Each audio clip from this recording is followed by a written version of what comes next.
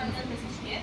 We are here to present a paper on green algorithm. I am Dharni, he is Deepak Kumar, and she is Sricha. We are from 3rd CSC, Business Engineering. Okay, let's discuss about what is green algorithm. Green algorithm means to reduce the use of energy, the resources, and to make the code in an optimized way.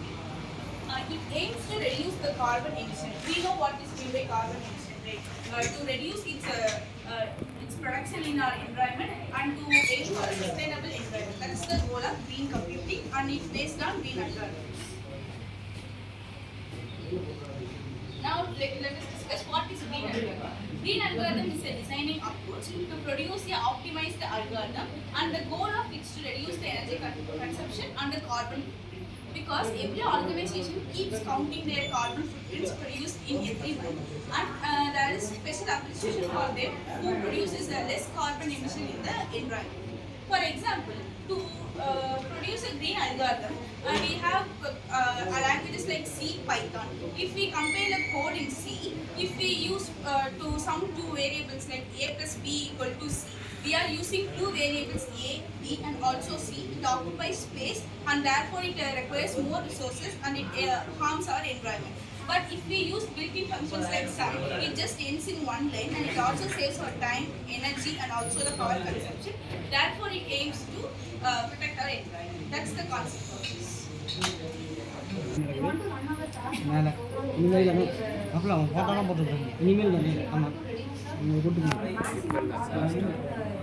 Afternoon தானே எவ்வளோ bro இதுதான் நீங்கள் delete அந்த பையன் original நம்ம பையன் தான் சரி சரி சரி படிச்சுட்டு So we have seen that what is green algorithm and techniques and case study. Now we have to discuss about challenges and future scope of this green algorithm. The challenges are balancing efficiency and accuracy. In this, we have to ensure that the energies are saved without compromising performance and model accuracy. And then hardware limitations. So nowadays the current hardware does not always support the energy efficient algorithms.